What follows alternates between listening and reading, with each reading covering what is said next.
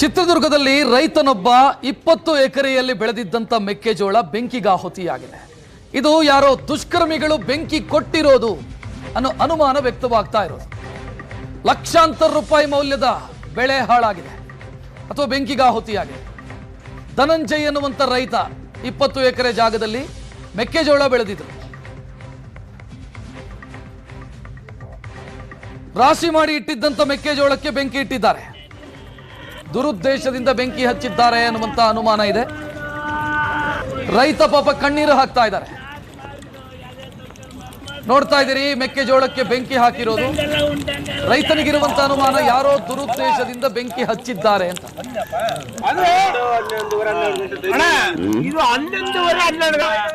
ಹೇಳ್ರಿ ಸರ್, ಒಂದು ಒಳ ಆಯ್ತು, ನಾನು ಸುಮ್ಮನೆ ಹಾಕಿದ್ದೆ ಸರ್. ಯಾವ ತಲೆ ಕೆಡ್ಸ್ಕೊಂತಾರಲ್ಲ, 20-22 ಲೋಟ್ಲ ಸರ್, 10-12 ಲಕ್ಷ ರೂಪಾಯಿ ಬೆಳೆ ಜೋಳ ನಾವು ಇಷ್ಟೆಲ್ಲ ಮಾಡಿದ್ವಿ. ಸಾಲನೆಲ್ಲ ಮಾಡಿ ಹಾಕಿದ್ವಿ ಸರ್. 1 ರೂಪಾಯಿ ನೀವೇನು ಮಾಡಿದ್ವಿ ಎಲ್ಲ ನೀವೇ ಸೇರಿದ್ದೆ ಸರ್. ನಾವೇ ಇರೋಕ್ಕೂ ನೆಮ್ಮದಿಲ್ಲ ಸರ್. ಎಷ್ಟು ನೆಮ್ಮದಿ ಸರ್, ಉಲ್ಲಾಸ ಕೊಟ್ಟಿದ್ದ ದೇವರಮ್ಮನ ಎಷ್ಟು ನಮಗೆ ಆಸೆ ಕೊಡ್ತದೆ ಸರ್. ಕೆಲಸ ಮಾಡೋಕೆ ಎಷ್ಟು ಆಸೆ ಕೊಡ್ತದೆ ಸರ್. ಒಬ್ಬರು ಮಾಡೋದು ಇಬ್ಬರು ಕೆಲಸ ಅಷ್ಟು ಆಸೆಯಿಂದ ಮಾಡ್ಕೊಂಡು ಹೋಗೋದು. ಆಸೆ ಇಲ್ದಂಗೆ ಮಾಡಿದ್ನಲ್ಲ ಸರ್, ನಿರಾಸೆ ಮಾಡಿದ.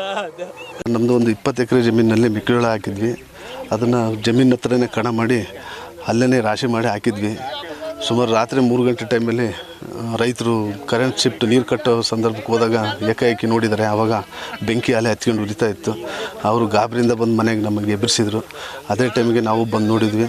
ತುಂಬ ಪ್ರಬಲವಾಗಿ ಭಾಳ ವಿಕೋಪಕ್ಕಾಗಿ ಉರಿತಾ ಇತ್ತು. ಅದನ್ನು ನಂದಿಸೋಕ್ಕೆ ಸಾಧ್ಯ ಆಗಲಿಲ್ಲ. ಅದೇ ಟೈಮಿಗೆ ಫೈರ್ ಇಂಜಿನಿಗೆ ಫೋನ್ ಮಾಡಿದ್ವಿ. ಅವರೂ ಸಮಯಕ್ಕೆ ಸರಿಯಾಗಿ ಬಂದು ನಂದಿಸೋಕ್ಕೆ ಪ್ರಯತ್ನ ಮಾಡಿದರು.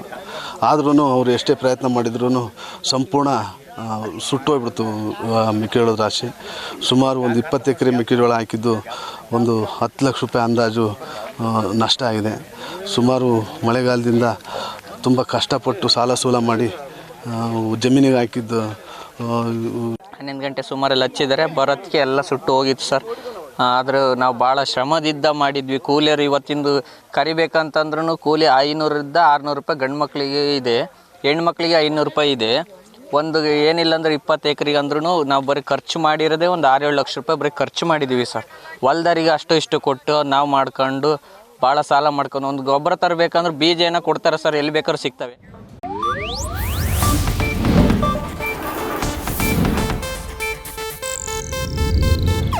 ಇದು ಏಷ್ಯಾನೆಟ್ ನ್ಯೂಸ್ ನೆಟ್ವರ್ಕ್ ಪ್ರಸ್ತುತಿ.